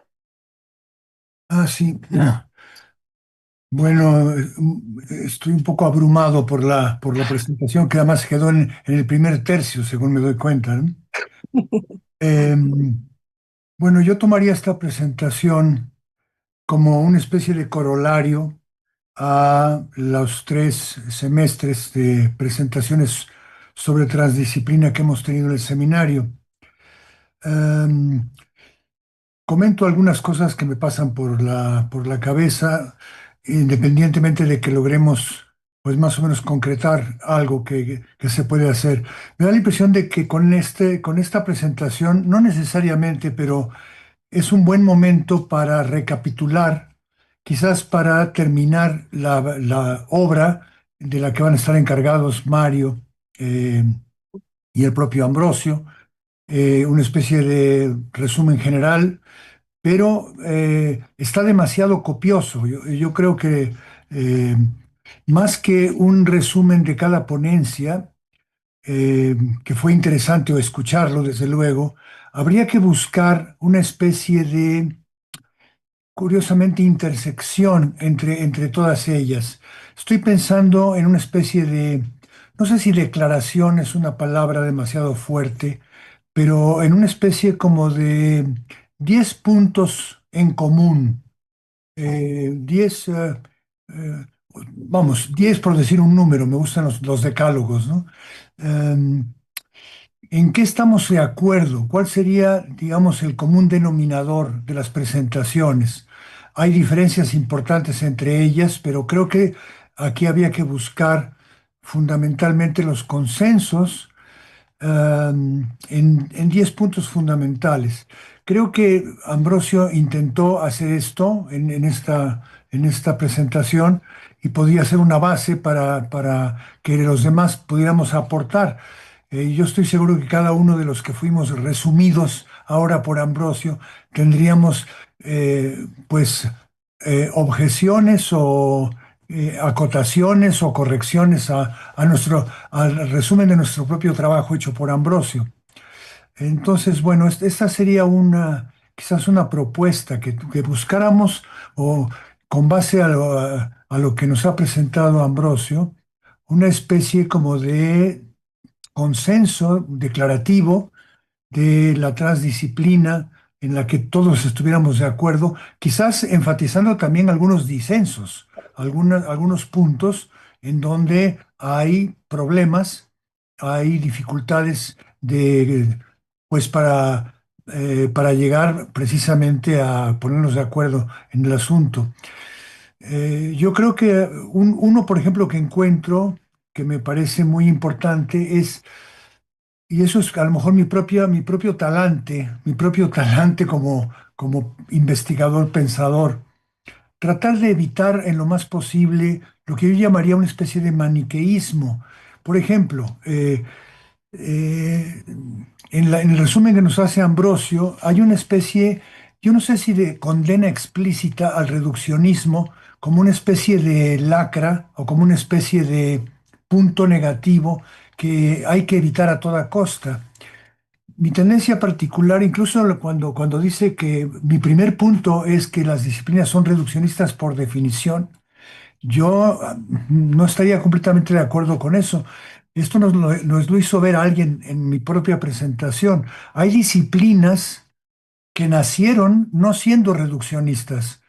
Y se puso el ejemplo de la fisiología de Claude Bernard o de la sociología de Durkheim, que nacieron siendo pluralistas o siendo incluyentes. Entonces yo creo que eh, en todo caso había que incluir al reduccionismo, que es un patrón que tiene su sentido y tiene su razón, siempre y cuando no sea excluyente, eh, que tiene su razón de ser. Yo creo que el tema del reduccionismo, por ejemplo, es un tema álgido que yo creo que hay que incorporar a una noción transdisciplinaria como que es aparentemente holista. Yo diría que tenemos que dar un paso más y decir que entre el reduccionismo y el holismo no hay una incompatibilidad, al revés, yo siento que son mecanismos compatibles. El otro punto que también me cuesta más trabajo y creo que nos tendríamos que discutirlo más es el racionalismo, otra palabrota, en donde el análisis que nos hace Ambrosio es, cuando menos nos da una pauta, una guía de qué consideramos pensamiento racional, ¿no? De acuerdo con la comparación que estamos haciendo entre multi, inter y transdisciplina. Este es un punto difícil. Yo creo que la racionalidad nos puede meter en un problema mayúsculo, ¿no? Muchas de las posturas, por ejemplo, de la llamada filosofía indígena, son consideradas pueden ser vistas como irracionales de acuerdo con el paradigma eh, cartesiano occidental o como quieran llamarlo. La idea de Ambrosio es que tienen otra racionalidad, ¿no? Yo tengo simpatía por esto, como me interesa también en los sueños y en otras tendencias y demás que aparentemente son ilógicas e irracionales, pero al ser examinadas tienen un sostén eh, epistémico, cognoscitivo, diferente, ¿no? Entonces, aquí el punto fundamental es si estas epistemologías tradicionales que estamos tratando de incorporar a la noción transdisciplinaria son compatibles. Ese es el punto. Creo que Benjamin habló de esto, ¿no? De compatibilidad o incompatibilidad, conmensurabilidad, creo que le llama él. Y creo que Ana Rosa se refirió la vez pasada al término de inconmensurabilidad. Este es otro problema de fondo muy difícil. Digamos, hay visiones tradicionales de pueblos tradicionales que son terraplanistas, pues, por ejemplo, ¿no? ¿Cómo hacemos, cómo incorporamos, cómo tratamos esta noción y tantas otras que hay en las nociones tradicionales? Por ejemplo, una noción tradicional clásica en todas las culturas indígenas latinoamericanas que yo haya revisado hay una especie de vitalismo, ¿no? El mundo está vivo, no solamente los seres vivos y las plantas, sino también las montañas y etcétera, ¿no? ¿Cómo hacemos, cómo vemos esto, ¿no? Vamos, perdón, me estoy extendiendo, creo que ya el punto ha sido hecho. Hay problema de conmensurabilidad o inconmensurabilidad, eh, pero concretando, la ponencia de Ambrosio es sumamente valiosa para, digamos, redondear, hacer un examen de este punto, desde este alto en el camino, de lo que llevamos andado, y sería probablemente ideal terminar esta fase, no que nunca volvamos a hablar de transdisciplina otra vez, pero esta fase como que queda muy bien aquí acotada, pero hace falta trabajarla. Y seguramente la segunda parte de Ambrosio es importante, pero es tan extensa que da la impresión de que constituiría un volumen en sí mismo. Eh, el- tu, tu misión, Ambrosio, sería la de ser muy sintético y la de quizás proponer entonces esta como resumen sustancial de lo dicho hasta ahora. Y ya me callo. Ok, muchas gracias. Doctor Zapata. Sí, pues gracias, Ambrosio, por este ejercicio que recapitula y sintetiza los trabajos de estos semestres. Voy a tratar de articular lo que te quería decir en relación a lo que ya han dicho. Parecía que estábamos buscando, hemos estado en búsqueda de ciertos rasgos, ¿no?, que permitan definir la transdisciplinaridad, pero además pareciera que deseamos que esto, digamos, se ponga en marcha, proyectos transdisciplinarios, porque efectivamente introducimos conceptos, factores, elementos que consideramos pertinentes, valiosos, como es el de la capacidad de diálogo, capacidad de revisión, una especie de actitud desarrogantizante de la propia disciplina que pueda tener en cuenta otro tipo de conocimientos y construir algo nuevo, ¿no? Pero me quedo pensando siempre con la noción de transdisciplina, si no sería bueno hacer un ejercicio de búsqueda de lo trans al interior de la disciplina.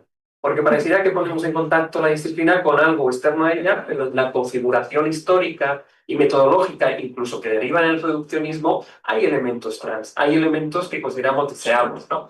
Entonces, me parecería que sería un buen ejercicio, incluso, no en el sentido siquiera descriptivo, sino de cara a la propia propuesta, que tiene que ver con la deseabilidad de generar transdisciplina, hacernos ver que nuestras disciplinas tienen un carácter transdisciplinario en su propia conformación. Esto me parece que sería bastante pertinente, incluso serviría, a mi juicio, para desarrogantizar, hacer más humilde la propia disciplina y permitir ponerla en mejor disposición de vínculo con las otras disciplinas y con los otros saberes. Porque claro, si la disciplina propia se ha formado gracias también al trabajo voluminoso de gentes que a lo mejor no eran expertas en el sentido de la credencial científica, sino de los otros saberes, pues quizá estemos en mejor disposición para después hacer un ejercicio de transdisciplinaridad que estamos pensando. No sé cómo lo veis. Sí, ahorita comentamos. Perfecto. Doctor Mario Casanova, por favor. Gracias. Junto con José Luis comparto el pasmo, digamos, de la exposición, que sí, realmente es apabullante, es abrumadora. Y al igual que él, voy a también comenzar con una propuesta, pero más que proponer algo así como un decálogo, yo creo que tal cosa sería el resultado de una mesa de discusión o algo por el estilo, ¿no? Lo que propondría sería que, digamos,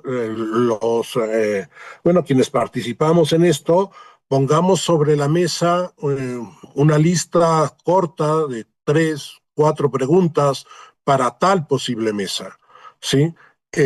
Ayer, justamente Ambrosio y yo hablábamos de ya la necesidad de cerrar aquí el trabajo y hablábamos de la posible estructura del prólogo y la manera de organizar todo esto. Creo que un decálogo no necesariamente es la mejor manera. Estábamos pensando más bien en una especie de paisaje conceptual que hiciera algún tipo de paneo o cosas por el estilo, ¿no? Entonces, bueno, la propuesta la dejaría ahí. En cuanto a las temas, digamos, que uno siente y por alusiones directas, nada más, no de unos fondos, nada más por alusiones. Estamos perdiendo, quizás si cierras tu imagen te escuchamos mejor, porque te estamos perdiendo Ahora sí, si quieres hablar. Ok, gracias.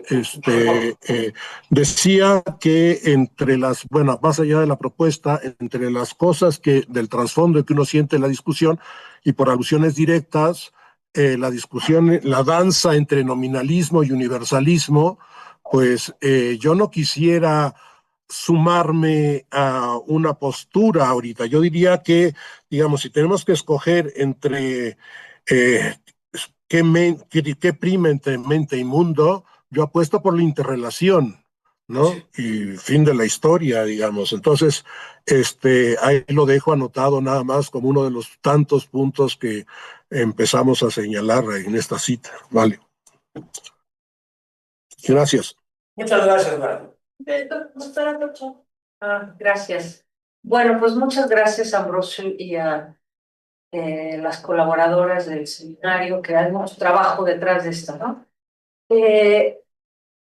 Yo quisiera comentar dos cosas. Primero, sí, no sé si decálogo o qué, pero eso es algo que yo he estado pensando quizá para el prólogo, ¿no? Por lo menos. Y aquí podríamos, quizás si nos lo piden ustedes, pues ver cómo vemos nuestra propia presentación en su momento con respecto a otras. Y lo segundo es, yo quería nada más hacer una aclaración sobre tu reconstrucción de mi propia charla, que creo que está súper bien, muchas gracias. A ver, no es tanto que yo no piense en teorías, y si sí pienso en teorías, ¿cómo son las teorías? ¿No? Si son sintácticas o semánticas, ok. Simplemente creo que el énfasis no está ahí y está en lo que se diría el paradigma de la ciencia como resolución de problemas. Entonces, en ese sentido, muchas gracias por tu aclaración, porque lo que yo diría es, pues, que el objetivo es más bien eso. No vas a juntar dos disciplinas a ver cómo se llevan, ¿no? No. Tienes un problema y resulta que necesitas diferentes disciplinas para atacarlo. Y quisiera, por último, retomar un comentario que hizo en su momento Rafael Guevara Pfeffer, que a mí me gustó mucho. Y es que tampoco es que queramos eliminar a las disciplinas. O sea, hay interdisciplina gracias a que hay disciplinas. Y necesitamos entonces que esa, vamos a decir, investigación básica, pues se siga haciendo. Algunas, es verdad, nacieron de la conjunción de otras disciplinas, en fin, ¿no? Pero yo no quisiera dar, al menos en mi propio enfoque, una visión antidisciplina, sino más bien es parte del pluralismo. Eso es todo. Gracias. Ok. Hasta ahorita ya no hay más preguntas. Sí, Adriana.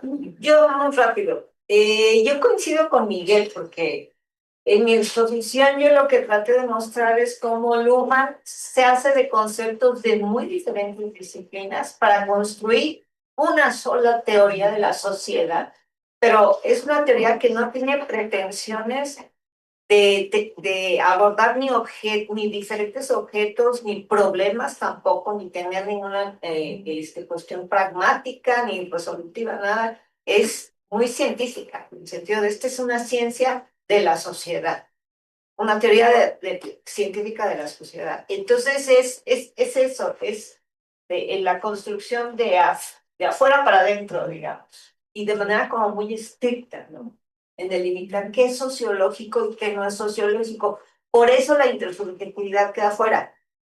Digo, empezando porque dice que no existe, porque los cerebros no se comunican, las psiques no se comunican, porque lo que sucede en los sistemas psíquicos, que si los reconoce, por supuesto, como condición de posibilidad de la sociedad, no, o sea, es inaccesible para la sociedad lo que sucede, ¿no?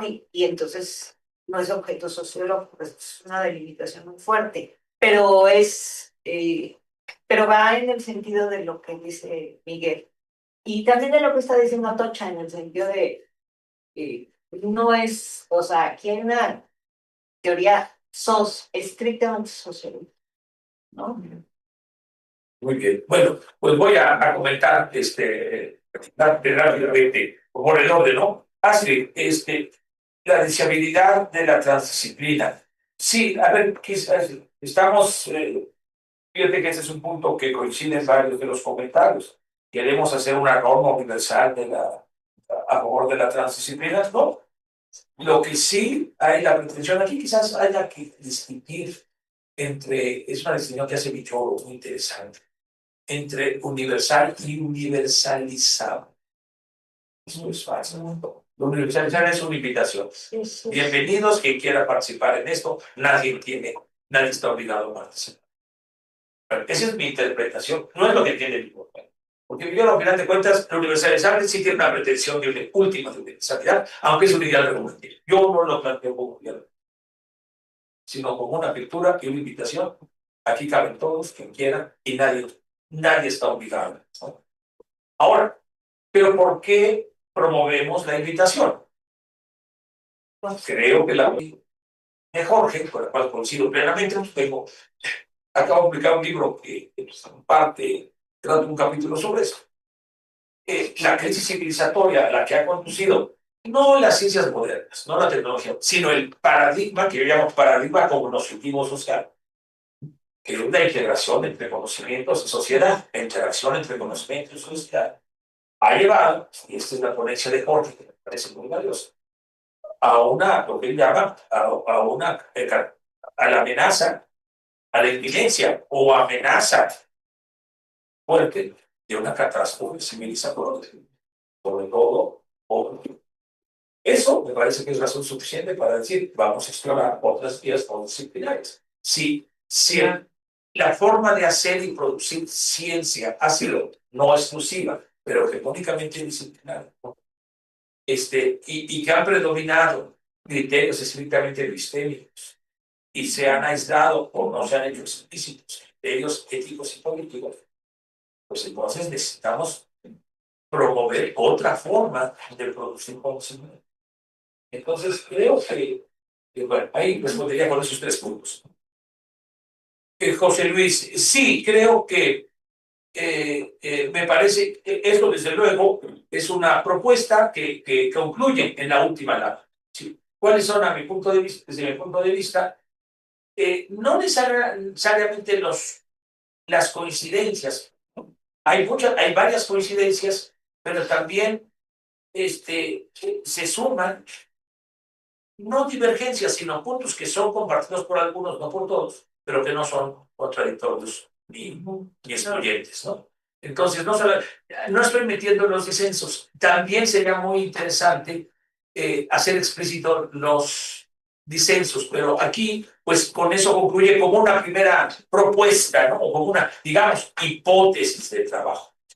Y el reduccionismo, sí, a ver, ¿el reduccionismo es siempre negativo o es, mejor dicho, es preferible un holismo a un reduccionismo? Creo que al parecer ahí hay discrepancias. Yo pienso que sí, que es siempre una visión holística, integral, la misma idea de Piaget, donde surge transdisciplinas, que hay una crisis de las ciencias disciplinarias. Y entonces hay que responder a esa crisis. Pero creo que ese es un punto de disenso, ¿no? Por lo que veo, es un punto de disenso que es importante trabajar. Sobre el racionalismo, no puedes poner otra vez, por favor, muy rápidamente. Quisiera poner simplemente, ya no lo traté, obviamente, es la segunda parte de la presentación, pero quiero poner una cita de Tulby, ¿no? De su excelente libro. A ver, ¿en dónde estoy? Una 52 entonces de aquí, me voy? Paradigma del conocimiento. Esta. Creo que aquí es un tema, cuando nuestro concepto de racionalidad predominante excluye formas de conocimiento que no sean, bueno, están bien, pero no son racionales. Creo que el concepto de racionalidad tiene una connotación valorativa, no solo descriptiva y valorativa, que no podemos siempre existir, ¿no? Y entonces, el imponer un concepto, no imponer, el considerar que existe un solo concepto rígido de racionalidad, como lo demostrable o comprobable a través de métodos rigurosos y con un lenguaje confiable, pues de ahí vamos a dejar fuera, como dice Tulby, la mayoría de los conocimientos y de los comportamientos. Y esto es lo que yo llamaría un juicio epistemocrático, utilizar una concepción estrecha de la racionalidad para decir qué es racional y qué no es racional. Y este juicio, de hecho, esto era el contenido de la segunda parte. Déjame ir Pues ahí está. No vas a mostrar. ¿Dónde está? Ah, no, bueno, sí, aquí bien. Ya no sé dónde viene. No, ya no, ya me pasé. Este es el argumento principal que dando un concepto de racionalidad, de conocimientos y de civilización, pues unos son bárbaros y otros son racionales. Y esto, aquí está este maravilloso cuadro de Tiziano y la conclusión de Ginés y Sepúlveda, ¿no? Bajo el concepto de racionalidad que se entiende, la primera causa que justifica la guerra es que, siendo por naturaleza ciertos, los hombres bárbaros, incultos e inhumanos se niegan a admitir la dominación de los que son más prudentes, los que son más racionales. Creo que sí, aquí el concepto de racionalidad yo sí sostendría que tenemos que ampliarlo lo más posible a una diversidad de concepciones de racionalidad. Y que un concepto estrecho de racionalidad como el sustentado en la filosofía moderna, sobre todo tanto en la vía racionalista como en la vía empirista, son concepciones estrechas que son excluyentes de otras formas de pensar. Y cito ahora pues, este maravilloso libro de Tull, ¿no? Cosmopolis, the Hidden Agenda of Modernity. La ciencia y la filosofía del siglo XVII desarrollan una concepción original de la racionalidad y de las exigencias de la razón. Más que expandir el ámbito de la razón o del debate razonable, los científicos del siglo XVII lo estrecharon. Ellos redujeron, limitaron lo racional a los argumentos teóricos que pueden alcanzar necesidad o certeza cuasi geométrica. En lugar de preocuparse por estudiar procedimientos razonables de todo tipo, incluidos los de racionalidad, Descartes y sus sucesores esperaban subsumir eventualmente todos los campos del conocimiento en el ámbito de una teoría propia. Creo que sí, aquí el concepto de racionalidad me parece muy importante discutir, ¿no? Quizás podamos tener diferentes conceptos, pero me parece que una exigencia de la transdisciplina es ampliar el concepto de racionalidad y el sentido de lo que está diciendo, incluyendo pensamientos que desde el punto de vista de la ciencia pueden ser inadmisibles. Pero por ello me parece muy importante subrayar que en un enfoque transdisciplinario la deductibilidad, incluso la sistematicidad, no es un valor fundamental, no es indispensable. Tampoco está excluida, pero no es un requisito necesario. El pluralismo es un valor, digo yo, y esto creo que está en la mayoría de las ponencias, para lo podemos decir. Sí. Un valor epistémico, ético, político, superior al de la sistematicidad. Y hay que incluir entonces formas de racionalidad, aunque no sean del todo, inclusive inconmensurables, La defensa, por ejemplo, Larry Lamdan hace una defensa muy amplia de inconmensurabilidad y una crítica partidaria aún por este uso restrictivo de la inconmensurabilidad como un límite a la racionalidad. La inconmensurabilidad para Lauda y para otros muchos es una oportunidad de ampliar el conocimiento y la racionalidad a través de la racionalidad. En fin, creo que el de racionalidad sí es un concepto muy importante, que creo que desde luego tenemos que...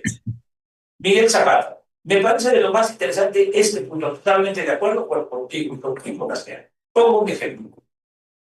En Descartes, ya que estamos con Descartes, en Descartes mismo. Si quieres, bueno, Descartes estudió en el colegio jesuita de Fleck, París. Y ahí la práctica era el examen de conciencia diario. Algunos intentan dicen, ¿de dónde saca la idea de la introspección de los jesuitas? ¿No? De los jesuitas. Digo, es que durante 12 o 13 años lo hacían no solo uno, sino hasta 3 veces al día el examen de conciencia de introspección. Entonces, sin lugar a dudas, esta propuesta del método es inseparable de esta práctica religiosa, de esta ética religiosa de los jesuitas, ¿no? Sin duda. En el caso de Newton, tienes toda la razón, y ese es un trabajo maravilloso de Gianata. ¿De dónde saca la idea de providencia divina que actúa a distancia? Es un apoyo fundamental, según Gianata, para la formulación del concepto de gravedad como causalidad a distancia, que antes era impensable. Pues desde luego está el pensamiento. Estoy hablando del pensamiento religioso, que es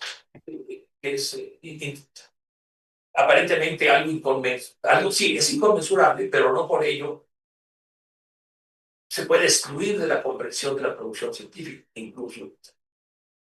Bueno, sí, totalmente de acuerdo, y sí sería muy interesante esa opción. La doctora Ana Rosa quería comentar algo. Ay, perdón, sí, Ana Rosa, sí, porque no había tomado la palabra. Adelante, Ana Rosa. Sí, no, perdón, yo es que bajé la mano porque vi que la hora y entonces No, adelante. tenemos que terminar a las 2. No, Sí, bueno, pero yo creo que hay dos asuntos aquí que a muchos no nos convencen. Uno es lo que dijo bueno, sobre la inconmensurabilidad.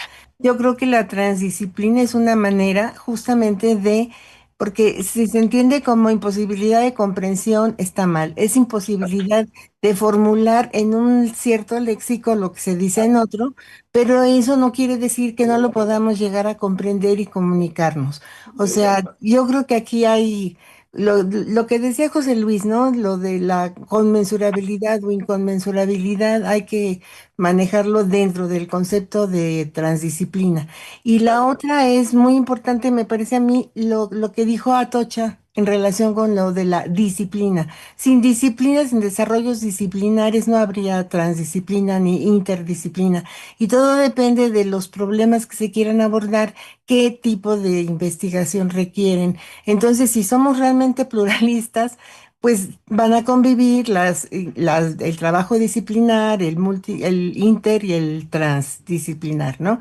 Y todo depende, como dice Toya, de los problemas, qué es lo que exigen, qué es lo que requieren. Y la ciencia, pues vista como decían los pragmatistas, es una actividad de resolución de problemas, ¿no? Entonces, yo creo que aquí no es cosa de excluir a ningún tipo de investigación, sino nada más de analizar en qué situaciones se requiere la participación de más de una disciplina. Y tampoco veo por qué la disciplina es reduccionista, pero eso ya luego lo discutimos con calma. Pero esa es una tesis que se mantiene en 4 o 5 ponencias y sí. La disciplina es reduccionista, Sí, el trabajo disciplinar. Yo no textualmente. sé por qué, pero ok. Bueno, Pero lo discutimos, sí, sí. Luego lo discutimos. Quizá convendría hacer una mesa redonda, una sesión para discutir estas diferencias que sentimos con los planteamientos que hiciste Exacto. después de que nos mandes el texto, ¿no? Me parece estupendo. Ok. Muchas Gracias, gracias. gracias. Bueno, voy a terminar por los comentarios. Mario Casanueva, pues sí, es lo que estás proponiendo, Mario, justo lo que propone Ana Rosa, una mesa de discusión en que cada uno plantee 3, 4 preguntas, objeciones, cuestiones, ¿no? Y lo podamos discutir. Sí, exactamente coincide con Ana Rosa. Atocha, ok, aclaras que no es que seas en contra de las teorías, pero el énfasis es la resolución de problemas, ¿no? En la cual pueden contribuir las teorías o pueden no contribuir las teorías, ¿no? No son necesarias, pero no están excluidas, ¿no? De acuerdo. No se trata de eso. Ok. Bueno, Adriana, coincido plenamente, ya lo comentaba, sobre la necesidad de este estudio de la transdisciplina en la constitución misma de las disciplinas. Esto da una visión mucho más dinámica, diría yo, ¿no? De la relación disciplina-transdisciplina. Y bueno, pues creo que estos serían los comentarios que podría hacer muy brevemente a las respuestas. Creo que tenemos más trabajo, pero que bueno, sí sirvió para promover la reflexión y la discusión. En otro tiempo, en otra ocasión, pues les plantearé mi pronuncia propia. La segunda y la tercera parte. La segunda, la tercera y la cuarta parte.